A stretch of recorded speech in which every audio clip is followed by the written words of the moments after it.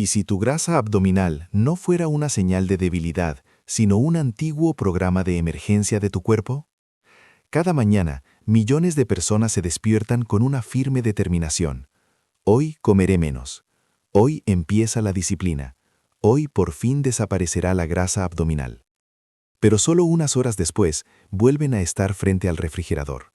No tienen realmente hambre, el estómago no gruñe, y aún así, la mano toma automáticamente algo dulce o graso. Después viene la culpa, el pensamiento, no tengo fuerza de voluntad. Sin embargo, mientras ese momento parece un fracaso personal, en el fondo ocurre algo mucho más poderoso. En lo profundo del cerebro se activa un antiguo programa biológico, un sistema que salvó vidas hace 200.000 años y que hoy está mal dirigido en el mundo moderno. Para la biología humana, no hay diferencia entre tener un tigre dientes de sable frente a uno o recibir un mensaje agresivo del jefe en el smartphone. Ambos se interpretan como amenaza. Ambos activan el mismo eje del estrés. Ambos significan peligro. Y cuando el cuerpo percibe peligro, no entra en modo quemar grasa, entra en modo supervivencia. Se moviliza energía, se bombea azúcar a la sangre. Sistemas como la digestión o la construcción muscular se reducen. Todo se concentra en una única prioridad: seguridad. Pero si esa amenaza no se descarga mediante movimiento, si nadie huye de un tigre y en su lugar permanece sentado en el escritorio, la energía liberada permanece en la sangre. El cuerpo responde con un plan B, almacena, y lo hace donde puede acceder rápidamente en caso de emergencia, en lo profundo del abdomen, alrededor del hígado, el intestino y el páncreas. Esta grasa visceral no es un simple acolchado inofensivo, es metabólicamente activa, envía mensajeros inflamatorios, influye en las hormonas y aumenta a largo plazo el riesgo de enfermedades cardiovasculares. No es un problema cosmético, es un escudo biológico. El arquitecto detrás de este mecanismo de protección se llama cortisol. Entonces, ¿qué ocurre exactamente en el cuerpo cuando el estrés se vuelve crónico? ¿Por qué el organismo defiende esta grasa como una fortaleza? ¿Y cómo se puede demostrar al propio sistema nervioso que la guerra ya terminó? Para entenderlo, hay que profundizar más en la biología del estrés, en la evolución humana y en las horas en las que el metabolismo decide almacenar o quemar. Antes de entender cómo reducir la grasa visceral, hay que comprender qué es realmente. No toda la grasa del cuerpo es igual. Justo debajo de la piel se encuentra la llamada grasa subcutánea. Es blanda, visible y para muchas personas sobre todo un problema estético. Pero más profundamente, en la cavidad abdominal, firmemente envuelta alrededor del hígado, el páncreas y el intestino, se encuentra otro tipo de tejido adiposo, la grasa visceral. Y esta grasa no se comporta como un silencioso depósito de energía, es biológicamente activa. Se podría decir que funciona como un órgano hormonal propio. La grasa visceral produce mensajeros inflamatorios, las llamadas citocinas, como la interleucina 6 o el TNF-alfa. Influye en la sensibilidad a la insulina. Se comunica directamente con el hígado a través de la vena porta. Los estudios muestran que una mayor proporción de grasa visceral está fuertemente asociada con la diabetes tipo 2, la hipertensión y las enfermedades cardiovasculares.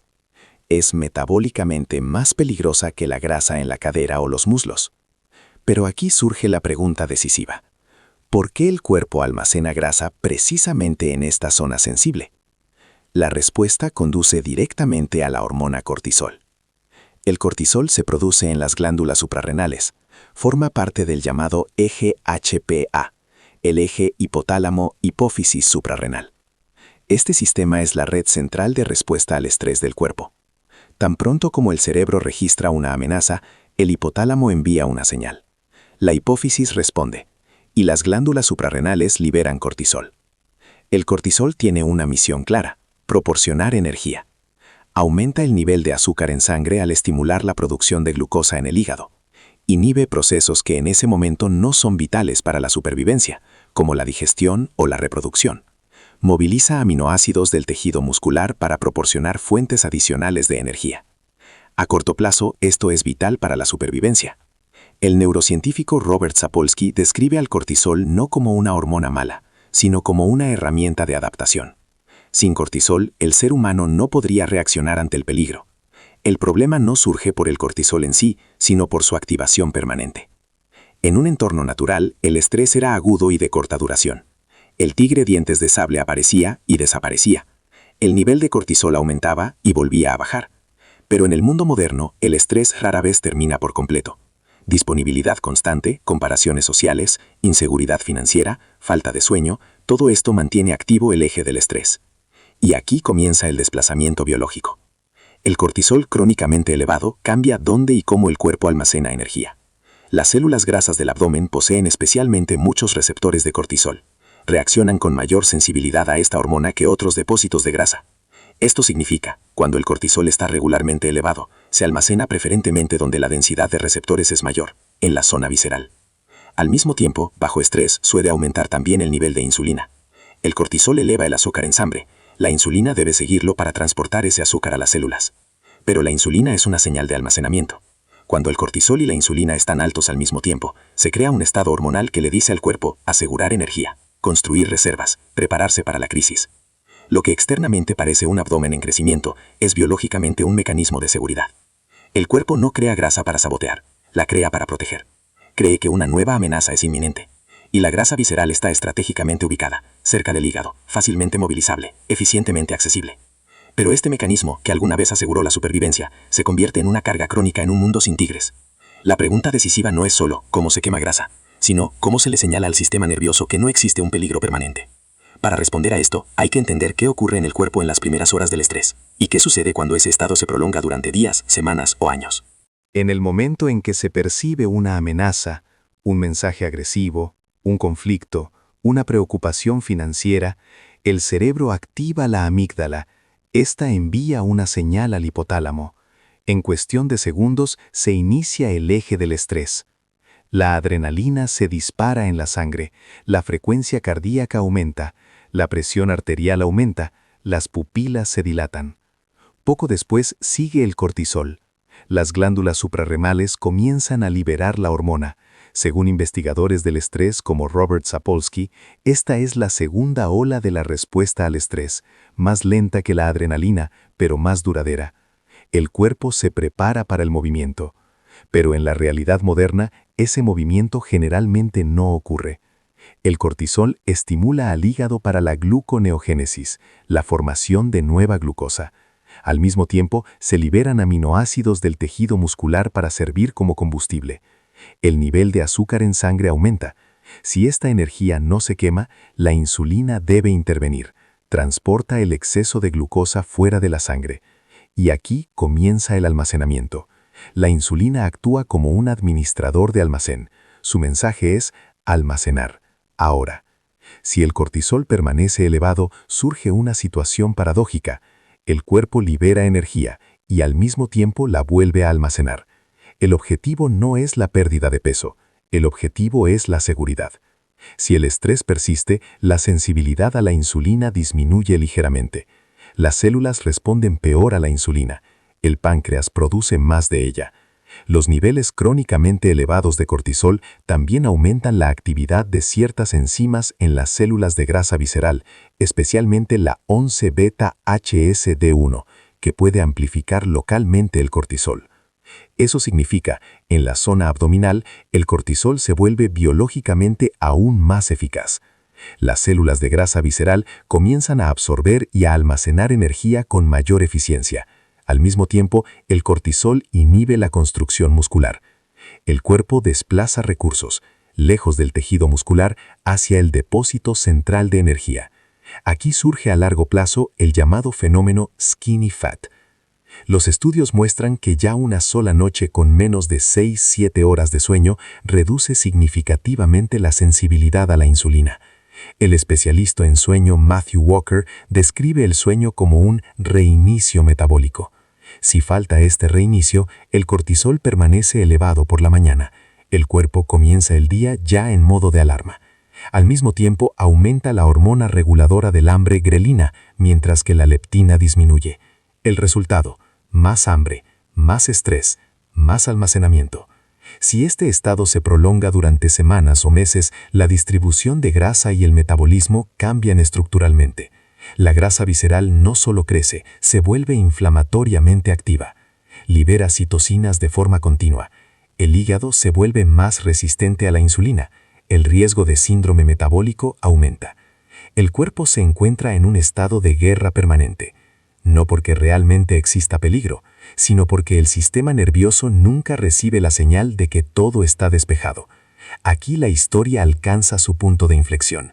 Si el estrés almacena grasa, entonces la solución no es principalmente más disciplina o menos calorías. La solución comienza a nivel del sistema nervioso. Antes de que la grasa pueda quemarse, debe establecerse seguridad. Y precisamente aquí comienza la siguiente sección. Si el estrés crónico favorece la grasa visceral, entonces no basta con contar calorías. El cuerpo no almacena por falta de disciplina, almacena porque sospecha peligro. La pregunta central es, ¿cómo se convence a un sistema biológico de que no existe amenaza? La respuesta no comienza en el gimnasio, comienza en el sistema nervioso. El cortisol no es fundamentalmente perjudicial, al contrario, sigue un ritmo diario natural. Por la mañana su nivel es más alto. Esto se llama la Cortisol Awakening Response. Ayuda a despertarse. Después, el cortisol debería disminuir lentamente a lo largo del día. Se vuelve problemático cuando este ritmo se altera. Valores permanentemente elevados, picos tardíos de cortisol por la noche, curva diaria plana debido al estrés crónico. El regulador más importante de este ritmo es el sueño. Horarios regulares de sueño, 7-9 horas de duración. Oscuridad por la noche y luz natural por la mañana. No son consejos de bienestar, son instrumentos hormonales de regulación. Quien recibe luz directamente por la mañana y reduce la luz artificial por la noche, estabiliza su eje del estrés. Un ritmo estable le señala al cuerpo. El entorno es predecible, no hay peligro agudo. Desde una perspectiva evolutiva, el estrés casi siempre estuvo vinculado al movimiento, lucha o huida. Hoy el cuerpo a menudo permanece inmóvil, a pesar de la reacción interna de alarma. Por eso el movimiento moderado actúa como una finalización biológica de la respuesta al estrés. Quema la glucosa liberada, reduce el cortisol después del esfuerzo y mejora la sensibilidad a la insulina. Sin embargo, la dosis es importante. El sobreentrenamiento puede actuar nuevamente como un factor estresante. Una intensidad crónicamente alta sin regeneración aumenta adicionalmente el cortisol. La estrategia más efectiva es una combinación de entrenamiento de fuerza, para mantener la masa muscular y la sensibilidad a la insulina. Entrenamiento de resistencia moderado. Movimiento cotidiano de baja intensidad.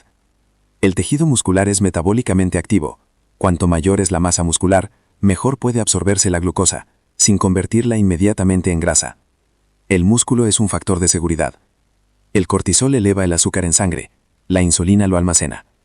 Picos constantes de azúcar en sangre, debido a carbohidratos altamente procesados o al picoteo continuo, refuerzan este ciclo.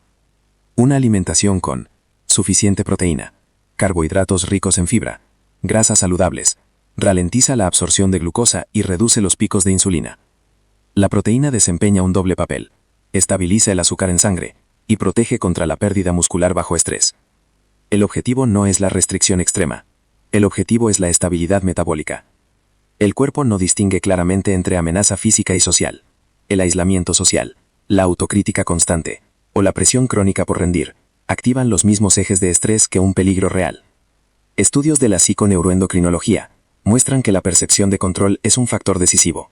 Las personas que se sienten capaces de actuar presentan niveles crónicamente más bajos de cortisol, incluso con estrés objetivamente alto. La seguridad surge a través de vínculos sociales, rutinas, técnicas de respiración, meditación, regulación consciente del estrés. La respiración lenta y controlada activa el sistema parasimpático, el ritmo cardíaco disminuye, el cortisol deja de ser estimulado. Esto no es un enfoque esotérico, es neurofisiología autónoma. Cuando el cortisol disminuye y la insulina se mantiene estable, el cuerpo puede volver a cambiar con mayor flexibilidad entre fuentes de energía. Este estado se denomina flexibilidad metabólica. En un estado de seguridad, el cuerpo accede más fácilmente a la energía almacenada, incluida la grasa visceral, no porque se le obligue, sino porque ya no cree que deba construir reservas. La quema de grasa no es una lucha contra el cuerpo, es un subproducto de la seguridad. La grasa visceral no es un fracaso moral, es una señal biológica. Una señal de que el sistema de estrés estuvo activo durante demasiado tiempo. Quien solo trabaja en la superficie, reduce calorías, Aumenta el volumen de entrenamiento, sin considerar el eje del estrés, trata los síntomas. Quien, en cambio, estabiliza el ritmo de cortisol, construye masa muscular, regula el azúcar en sangre y crea seguridad psicológica, cambia la causa. Y exactamente aquí radica la diferencia entre la pérdida de peso a corto plazo y la salud metabólica a largo plazo. Quizás la conclusión más importante de todo esto sea la siguiente. La grasa visceral no es una señal de debilidad, es un protocolo biológico. Un protocolo que refleja cuántas veces tu sistema nervioso registró peligro, cuántas veces se liberó cortisol, cuánto tiempo tu cuerpo creyó que debía prepararse para una crisis. La mayoría de las personas libran una guerra contra su propio cuerpo. Reducen drásticamente las calorías, entrenan hasta el agotamiento, se castigan por cada gramo de grasa. Pero el cuerpo no responde al castigo, responde a la seguridad. Cuando el sistema nervioso recibe la señal de que todo está despejado, cuando el sueño se vuelve regular, cuando el movimiento no es estrés sino regulación, cuando el azúcar en sangre permanece estable, entonces el metabolismo cambia. No abruptamente, no mágicamente, sino biológicamente lógico. La grasa visceral comienza a reducirse cuando el cuerpo reconoce: la amenaza ha terminado. El estrés crónico eleva el cortisol. El cortisol elevado cambia la distribución de grasa. La seguridad invierte este proceso. Antes de planear tu próxima dieta, hazte otra pregunta. ¿Cómo es tu ritmo de cortisol? ¿Cómo duermes? ¿Con qué frecuencia tu vida diaria se siente como un estado de alarma permanente? Comienza allí. Construye primero estabilidad, luego intensidad. Regulación antes que restricción. Seguridad antes que autooptimización. Cuando entiendes cómo tu cuerpo reacciona al estrés, ya no trabajas contra él, sino con él. Y exactamente ahí está la diferencia entre un cambio a corto plazo y una salud sostenible.